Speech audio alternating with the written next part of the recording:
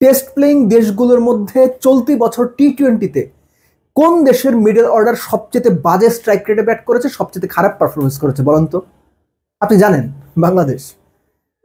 জাকের আলী অনিক, নুরুল হাসান সোহান, তাওহিদ হৃদয় এবং শামীম হোসেন পাটোয়ারিরা মিলে এই ঘটনাটা ঘটিয়েছেন। এবং এই ঘটনার বিপরীতে বাংলাদেশ টিমও টি-20-তে তাদের হিস্ট্রির সেরা বছর কাটিয়েছে। 30 ম্যাচ খেলে অর্ধেক জিতেছে।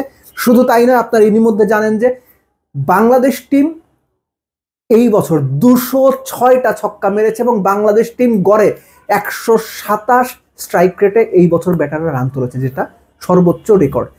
এই ঘটনার পেছনে যারা মূল কাজ করেছেন তাদেরকে ধন্যবাদ দিন। স্পেসিফিক্যালি না, ব্যাটসম্যানদের আগে আমি বোলারদের কথা বলবো। বাংলাদেশের এই বছরে সবচেয়ে ভালো পারফরমেন্স যদি বলেন, বোলিং ইউনিট করেছে। তারপরেও আলোচনাটা ব্যাটিং ইউনিট দিয়ে শুরু করা জরুরি। টপ অর্ডার, আপনারা যারা মোটামুটি নিয়মিত আমার এই বকবক কিংবা আমার এই আলোচনা শোনেন, তারা প্রায়ই একটা জিনিস খেয়াল করার কথা, আমি কিন্তু লম্বা সময় ধরে বলে আসছি, পারভেজ ইমন, তানজিদ তামিম যখন থেকে ওপেন করা শুরু করেছেন, বাংলাদেশ অন্তত 65 to 70% ম্যাচে পাওয়ার প্লেতে অ্যারাউন্ড 50 রান তুলে ফেলে। তার প্রমাণ 775 রান করেছেন তামিম এই বছর, 8টা 50, 135 তার strike rate. Liton Das being the captain, last 8 ইনিংসে একটা 50 লিটনের, কিন্তু তারপরও লিটন কিন্তু চলতি বছরে অলমোস্ট 650 রান করেছেন, 635 সম্ভবত। লিটনের strike rate 132, career best. Parvez Emon তিনিও 500-র উপরে রান করেছেন এই বছরে, তার স্ট্রাইক রেট 138-এর মতো, 4টা 50। এই যে টপ অর্ডারের 3 জনের কথা বললাম, এর সাথে সাইফ তো খুব বেশি দিন ধরে আসেননি, যখন থেকে এসেছেন মোটামুটি পারফর্ম করছেন। অর্থাৎ বাংলাদেশে যে সবচেয়ে বেশি ছক্কা মেরেছে, 127 স্ট্রাইক রেটে রান করেছে, এর সব কিছুই হয়েছে টপ অর্ডারের কারণে। ডুবিয়েছে মিডল অর্ডার গড়ে 100 স্ট্রাইক রেটেও রান করতে পারেনি।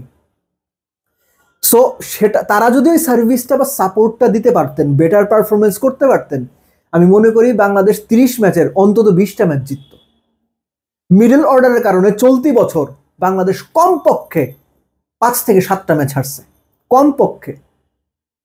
সো এই মিডল অর্ডার বিশ্বকাপে গিয়ে যদি পারফরমেন্স বের না করতে পারে, তাহলে বিশ্বকাপে বাংলাদেশ দল ওই আগের মতোই বোলার আর টপ অর্ডারের উপর নির্ভর করতে হবে।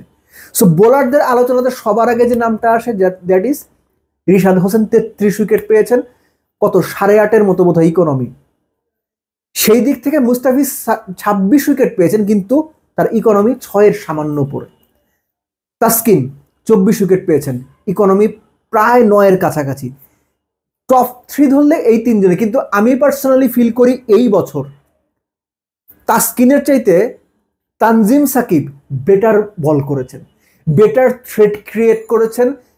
বিভিন্ন সময়ে যখন উইকেট দরকার হয়েছে, যখন মুস্তাফিজ কিংবা তাসকিন ব্যর্থ হয়েছেন, তানজিম সাকিব এসে উইকেট পাইয়ে দিয়েছেন। তার উইকেট 23টা, 8-এর ইকোনমিতে 23টা, তাসকিনের হচ্ছে 24টা। সো বোলিং ইউনিট এবং টপ অর্ডার চলতি বছর বাংলাদেশকে দারুণ সাপোর্ট দিয়েছে, ডুবিয়েছে মিডল অর্ডার। এবং এই যে মিডল অর্ডারের যে হাবুডুবু খেলা, একবার ডুব দেয় একবার উঠে, একবার ডুব দেয় একবার উঠে, বিশ্বকাপে আশা করি এটা চলবে না। বরং তারা ওই স্রোতের মতোই টপ অর্ডারের পেছনে যাবেন, পারফর্ম করতে করতে যাবেন। সেটা যদি তারা করতে না পারেন, বিশ্বকাপে কিন্তু মিডল অর্ডার না, বিশ্বকাপে তো সবাইকেই ভালো করতে হবে, বাট স্পেসিফিক্যালি যেভাবে মিডল অর্ডারের ব্যর্থতা টপ অর্ডারের ভালো করা বা বোলারদের ভালো করার কারণে আড়ালে পড়ে গেছে বা চাপা পড়ে যাচ্ছে বা সেভাবে সমালোচনা হচ্ছে না, বিশ্বকাপে কিন্তু আপনি পার পাবেন না। সো বিশ্বকাপের জন্য ওই মেন্টাল প্রস্তুতিটা রাখা উচিত। যারাই মিডল অর্ডারে থাকবেন তারা নিশ্চিত করেন, কারণ আপনারা নিজেরাও খুব ভালো জানেন যে 2025-এ আপনারা খুব বাজে পারফরমেন্স করেছেন। দল সব মিলে ভালো করেছে, কিন্তু আপনারা খুব বাজে পারফরমেন্স করেছেন। সেই ধারাবাহিকতা থেকে, বাজে পারফরমেন্সের ধারাবাহিকতা থেকে নিজেদেরকে বের করার দায়িত্বটা অবশ্যই মিডল অর্ডারে যারা থাকবেন আপনাদের। আশা করি বিশ্বকাপে আপনারা ভালো পারফরমেন্স করবেন এবং নিজেদেরকে বাজে পারফরমেন্সের যে বৃত্তটা আছে সেখান থেকে নিজেদের টেনে তোলার চ্যালেঞ্জটা নিজেরাই নেবেন।